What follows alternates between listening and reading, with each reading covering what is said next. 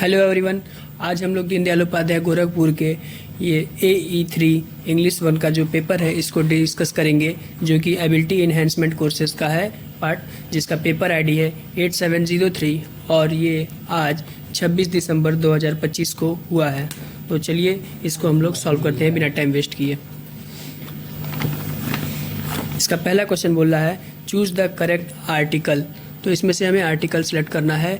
Dash sun is about to set, तो sun जो होता है वो प्रॉपर नाउन होता है, तो इसके लिए हम लोग द लगाएंगे आर्टिकल। तो पहले वाले का जो आंसर हो जाएगा वो होगा see the.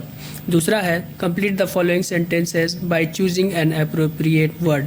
Either Ram or his friend dash caught the thief red handed. तो इसमें हम लोग जो नियरेस्ट सब्जेक्ट होता है उसके करस्पॉन्डिंग में लगाते हैं। तो यहाँ पर नियरेस्ट जो है वो फ्रेंड्स है, फ्रेंड्स प्लूरल है, तो इसके लिए यहाँ पर जो वर्ब यूज़ होगा वो होगा हैव। तो सेकंड का जो आंसर हो जाएगा वो हो जाएगा ऑप्शन बी हैव। अगला क्वेश्चन है question number 3, choose the correct form of the verb. If I dash rich I would travel the word. तो ये जो इफ़ वाला सेंटेंस है ये पास्ट में है, तो इसलिए यहाँ पर पास्ट वाला वर्ब लगेगा, और ये आई जो है वो प्लूरल होता है, इसलिए यहाँ पर वर यूज़ किया जाएगा। तो 3 का आंसर हो जाएगा she were. If I were rich I would travel the world. अगला क्वेश्चन है question number 4, choose the correct sentence. तो इसमें बोला I do not like pizza, she do not like pizza, तो सी के साथ डू नहीं लगता, डज लगता है। तो डज वाला जो ऑप्शन होगा वो बी वाला है, सी डज नॉट लाइक्स पिज्ज़ा। तो यहाँ लाइक्स भी नहीं होगा क्योंकि वो सिंगुलर है, तो यहाँ पर होगा ये सी वाला option, C does not like pizza. तो फोर्थ का सी वाला ऑप्शन जो है वो करेक्ट होगा। अगला देखते हैं। अगला है क्वेश्चन नंबर 5। ये बोल रहा है select the correct pronoun. Neither John nor his friends bought dash tickets. तो यहाँ पर जो फ्रेंड्स है वो इसके क्लोज है ज़्यादा, तो इसलिए यहाँ पर जो प्रोनाउन यूज़ होगा वो होगा their. Neither John nor his friends bought their tickets. अगला है question number 6, fill in the blanks. She is dash university student. तो यहाँ पर जो हम लोग का लगना चाहिए आर्टिकल वो ए लगना चाहिए, क्योंकि अगर हम लोग देखें आप वॉवेल जो है AEIOU भले है, लेकिन यहाँ पर यूनिवर्सिटी है और इसका जब प्रोनाउंसिएशन करते हैं तो यह आता है, जिसकी वजह से यहाँ पर एन नहीं लगेगा। तो इसलिए इसका आंसर हो जाएगा option number C is a university student. अगला है question number 7, which of the following is incorrect. इसमें से इनकरेक्ट कौन सा है। तो पहला है he wants to be an engineer.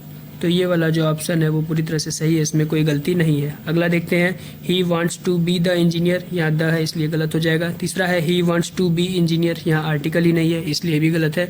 और चौथा है he wants to be a engineer, तो यहाँ एन होना चाहिए इसलिए भी गलत है। तो ये तीनों नहीं होंगे, इसका आंसर हो जाएगा ऑप्शन नंबर ए। अगला है question number 8, he is dash cleverer of the two. तो जब दो में कंपेरिजन होता है तो उसके लिए द का यूज़ किया जाता है, तो इसलिए यहाँ पर जो हो जाएगा he is the cleverer of the two. 8 का ए आंसर हो जाएगा। अगला क्वेश्चन देखते हैं क्वेश्चन नंबर 9। क्वेश्चन नंबर 9 बोल रहा है Calcutta is one of dash cities in the country. तो यहाँ पर कंपैरिजन हो रहा है और इसको 1 बोला गया है, तो यहाँ पर जो है इसका आंसर होना चाहिए C, Calcutta is one of the best city in the country. अगला है question 10, fill in the gap in the following sentence. Dash sun rises in the east। ये तो हम लोग बचपन से यहाँ पढ़ते आ रहे हैं, इस सन की बात हो रही है तो यहाँ पर द होगा the sun rises in the east. अगला है question number 11, an English language sentence necessary has. तो सेंटेंस में क्या होता है, एक सब्जेक्ट होता है और प्रेडिकेट होता है, तो इसमें जो आंसर होगा वो सी हो जाएगा, और सब्जेक्ट एंड अ प्रेडिकेट। अगला है complete the following sentence by choosing an appropriate noun या प्रोनाउन। तो देखते हैं यहाँ पर इज़ लगा है तो जो नाउन होना चाहिए वो सिंगुलर होना चाहिए, तो यहाँ पर राहुल यूज़ कर सकते हैं, ऑप्शन नंबर ए हो सकता है। बी में आई है तो ये नहीं होगा कि प्लूरल है, राहुल एंड आई भी प्लूरल है, यू राहुल एंड आई ये भी प्लूरल है, तो यहाँ पर जो आंसर हो जाएगा वो होगा राहुल। तो सेंटेंस बन जाएगा Rahul is a good singer. अगला क्वेश्चन देखते हैं। अगला क्वेश्चन है क्वेश्चन नंबर 13 बोला है which part of speech does the underline word belong to. Underline word है आई हैव योर पेन, तो यहाँ पर योर यूज़ किया गया है, तो योर जो है वो एक प्रोनाउन है। अगला है क्वेश्चन नंबर 14, 14 बोला है fill the gap in the following statement with the correct preposition. The gift was so beautiful that he was overwhelmed dash joy. तो ओवरवेलम्ड के साथ विथ यूज़ किया जाता है, तो यहाँ पर जो ऑप्शन हो जाएगा वो ए हो जाएगा, ओवरवेलम्ड विथ जॉय। अगला है question number 15, select the most appropriate option from below to complete the following statement. Dash did she open her lunch box then everyone gathered around हर।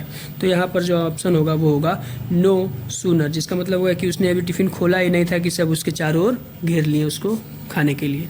अगला क्वेश्चन है question number 16, fill the gap in the following statement by choosing an appropriate word. Indian constitution is the dash written constitution of the word. इस the लग गया है, तो यहाँ पर जो डिग्री है वो सबसे बेस्ट डिग्री ली जाती है, मतलब थर्ड डिग्री, डिग्री मतलब सुपरलेटिव डिग्री। तो यहाँ पर जो होगा लॉन्गेस्ट वर्ड यूज़ किया जाएगा, लॉन्ग लॉन्गर लॉन्गेस्ट। तो यहाँ पर जो आंसर हो जाएगा वो हो जाएगा option B, longest. India's constitution is the longest written constitution in the world. अगला है क्वेश्चन नंबर 17 बोल रहा है complete the following sentence by choosing appropriate word. I met Ram dash gave me your message. तो आई मेट राम है, तो यहाँ पर जो होना चाहिए वो हु होना चाहिए, क्योंकि आई मेट राम मतलब मैं राम से मिला, तो यहाँ पर जो वर्ड होगा हु होगा, जिसने यहाँ पर हु का मतलब आएगा। तो मैं राम से मिला जिसने तुम्हारा मैसेज दिया। तो 17 का जो आंसर होगा वो होगा ऑप्शन नंबर ए, हु। अगला है 18, complete the following sentence by choosing an appropriate word. देखते हैं, neither Sana nor his friends going to participate in the competition. तो यहाँ पर भी जो क्लोजेस्ट सब्जेक्ट है वो फ्रेंड्स है, तो इसके लिए यहाँ पर यूज़ होगा are. Neither Sana nor his friends are going to participate in the competition. अगला है question number 19, he worked hard dash he could pass the exam. तो यहाँ पर जो होगा ऑप्शन वो होगा ए वाला, he worked hard so he could pass the exam. अगला है क्वेश्चन नंबर 20 बोल रहा है if it rains the match will be postponed. तो यहाँ पर जो यूज़ किया जाएगा वो होगा if it rains the match will be postponed. अगला क्वेश्चन देखते हैं, क्वेश्चन नंबर 21। क्वेश्चन नंबर 21 बोल रहा है विच of the following is an adverb, not an adverb. इसमें से कौन एडवर्ब नहीं है। तो एडवर्ब जो होता है वो वर्ब को क्वालिफाई करता है, तो जेंटली, स्लोली, क्विकली, ये सब के सब एडवर्ब होते हैं। तो ब्राइट जो है वो एडजेक्टिव है, इसलिए जो ऑप्शन बी है वो करेक्ट आंसर हो जाएगा हमारा। डैश ब्यूटीफुल 22 है, beautiful in beautiful weather is which part of speech. तो ब्यूटीफुल वेदर में जो ब्यूटीफुल है वो वेदर को क्या कर रहा है, क्वालिफाई कर रहा है, और वेदर जो है वो एक नाउन है, इसलिए यहाँ पर जो वर्ब ये हो जाएगा वो एडजेक्टिव हो जाएगा। 22 का आंसर बी। अगला है 23, which word is an example of pronoun. तो इसमें प्रोनाउन का एग्जाम्पल क्या है, ऑप्शन नंबर बी, सी। अगला है व्हाट इज़ अ नाउन। तो ये बच्चे भी जानते हैं, noun is the name of person, place, animal और थिंग। अगला है question number 25, it is a serious injury but he dash again in 6 weeks. तो यहाँ पे जो ऑप्शन हो जाएगा वो हो जाएगा B, if it is a serious injury but he will be walking again in 6 weeks. अगला है question number 26, it dash raining since morning. तो इसका जो आंसर हो जाएगा वो हो जाएगा हैज़ बीन। अगला है question number 27, my mother dash early in the morning. तो डैश अर्ली मतलब वो डेली उठती हैं, तो इसके लिए जो वर्ब यूज हो चाहिए वो गेट्स होना चाहिए। My mother gets up early in the morning. अगला है 28, which of the following is a demonstrative pronoun. तो डिमॉन्स्ट्रेटिव प्रोनाउन वो होता है जो किसी को डिमॉन्स्ट्रेट करता है। तो यहाँ पर जो डिमॉन्स्ट्रेटिव प्रोनाउन है वो होगा मी जो है वो सेल्फ पर, सॉरी मी नहीं, दिस पे होगा। तो क्वेश्चन नंबर 28 का जो आंसर होगा वो दिस हो जाएगा। अगला क्वेश्चन है question number 29, what is a pronoun. तो यहाँ पर आंसर लिखा है अ वर्ड दैट रिप्लेसेस और रिप्रेजेंट अ नाउन, जो कि नाउन की जगह पर यूज़ किया जा सकता है, उसे प्रोनाउन कहते हैं। अगला है क्वेश्चन नंबर 30 बोल रहा है choose the correct verb to complete the sentence. I dash to the store yesterday. तो ये जो सेंटेंस है वो पास्ट में है, तो यहाँ पर वेंट होना चाहिए, I went to the store yesterday. अगला है 31, which type of verb expresses a physical और मेंटल एक्शन। तो फिजिकल और मेंटल एक्शन को जो वर्ब एक्सप्रेस करता है उसे एक्शन वर्ब कहते हैं। 31 का बी हो जाएगा आंसर। अगला है question number 32, he is suffering. तो यहाँ पर जो ऑप्शन यूज़ होगा वो होगा from, he is suffering from an unknown illness. हम लोग जब भी एप्लीकेशन लिखते हैं उसमें इसका एप्लीकेशन हमेशा होता है, suffering from fever, suffering from disease सब लिखते हैं। अगला है question number 33, which sentence contains an adverb of time. तो देखते हैं, सी सिप्स पीसफुली, यहाँ तो शांति की बात हो रही है तो यहाँ पर टाइम नहीं आ रहा है। वी विल मेट सून, सून जो है वो टाइम को रिप्रेजेंट कर रहा है तो इसलिए यहाँ पर एडवर्ब ऑफ टाइम यूज हुआ है। तो 33 का आंसर हो जाएगा बी। अगला है 34, select the correct adjective to fill in the blanks. Life in Delhi is dash than in other cities. तो लाइफ इन दिल्ली के साथ जो होगा यहाँ पर फास्टर यूज़ होगा। Life in Delhi is faster than in other cities. अगला है question number 35, what among the following is an example of collective noun. तो कलेक्टिव नाउन का एग्जाम्पल इसमें क्या है, ए है कंटिन्यूटी, ये नहीं होगा। दूसरा है कमिटी, ये है कलेक्टिव नाउन का एग्जाम्पल। 35 का आंसर हो जाएगा बी। अगला है 36, he said to me do you know where Asha live. What will be the direct indirect narration of the above sentence. तो इसमें देखते हैं डू यू नो है, ही सेड टू मी तो ये पहले पूछा जा रहा है तो यहाँ पर हो जाएगा ही आस्क्ड मी, ही आस्क्ड मी। सब में है। डू को हम लोग इफ से रिप्लेस कर सकते हैं तो इफ़ वाला जो है ये तीनों में है। आगे देखते हैं, you know where Asha live. तो do you know where Asha live को क्या कह सकता है, तो इफ़ टोटल सेंटेंस को देखते हैं, he asked me if I knew where Asha lived. ये वाला जो ऑप्शन हो जाएगा वो इसमें मैच कर रहा है। He asked me if I did knew where, sorry ये नहीं होगा, ये he asked me if I knew where Asha lived. अगला क्वेश्चन है question number 37, dash beauty is gift of God. इसमें कौन सा आर्टिकल लगना चाहिए।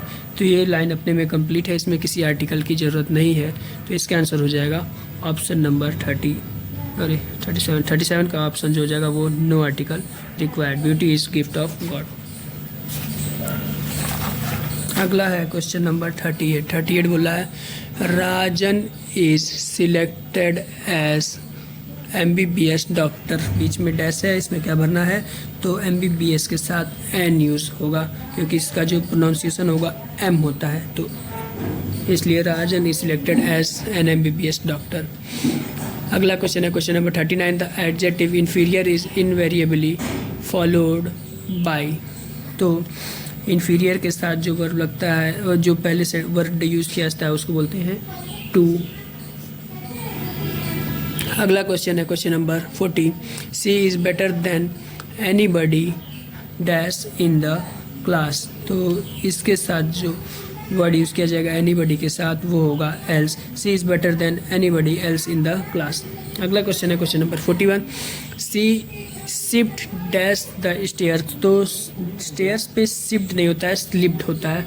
तो यहाँ पर कुछ इसमें से कोई भी वर्ड नहीं होना चाहिए, तो ये सेंटेंस ही गलत है, इसलिए यहाँ पर नन हो जाएगा।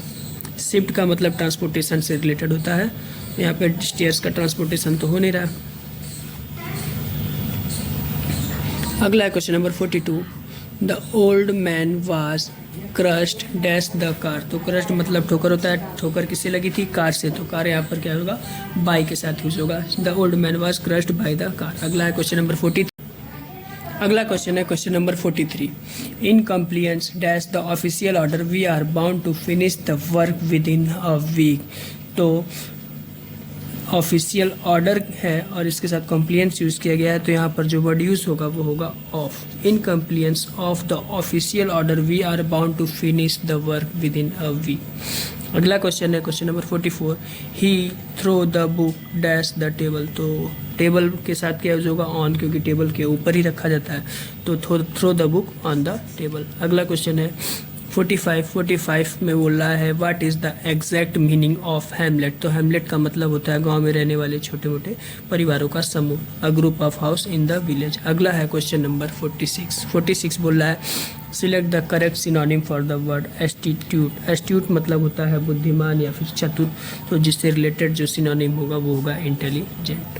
अगला क्वेश्चन है क्वेश्चन नंबर 47, जो कि बोल रहा है there is a temple dash the river. तो बियॉन्ड मतलब पीछे होता है, ये अगर सही नहीं बैठ रहा है। अगला है एक्रॉस, एक्रॉस मतलब किनारे से लगा हुआ, तो 47 का आंसर हो जाएगा बी। अगला क्वेश्चन है 48, आइडेंटिफाई द करेक्ट सेंटेंस। तो इसमें पहला है he did not new the answer. तो यहाँ न्यू नहीं होना चाहिए, नो होना चाहिए। तो बी वाले में देखते हैं he did not know the answer, तो ये करेक्ट सेंटेंस है, तो बी वाला सही हो जाएगा। बाकी इसमें नोइंग की नहीं होना चाहिए और यहाँ नो, इन दोनों की वजह से दोनों भी गलत हो जाएगा। अगला क्वेश्चन है 49, identify the incorrect usage of preposition. किसमें गलत लिखा है देखते हैं। She is fond of music, तो ये पूरी तरह से सही है। दूसरा है he insisted on going there, यहाँ पर भी सही यूज़ किया गया है। अगला है she is married with a doctor, married के साथ टू लगता है, तो यहाँ पर विथ की वजह से ये गलत हो गया है। She is married to a doctor होना चाहिए, तो इसका आंसर हो जाएगा ऑप्शन नंबर सी। इसमें प्रीपोजिशन का इनकरेक्ट यूज़ हुआ है। अगला है question number 50, we correct the sentence free from error. इसमें से किसमें एरर नहीं है। तो पहला है each of the student have submitted their assignment, यहाँ हैव नहीं होना चाहिए, इसलिए ये गलत है। अगला है each of the students has submitted their assignment, ये वाला स्टेटमेंट जो है ये इसमें कोई एरर नहीं है, बी वाला सही हो जाएगा इसका ऑप्शन। बाकी सी और डी में भी एक एरर है, क्योंकि यहाँ each of the student have यहाँ पर यूज़ कर दिया है फिर से, और इसमें आर यूज़ कर दिया है, जिसकी वजह से ये गलत है। तो 50 क्वेश्चंस जो है इसमें पेपर के हैं, हमने डिस्कस कर लिए हैं। आपके कितने सही हैं आप कमेंट करके ज़रूर बताइएगा। Thank you.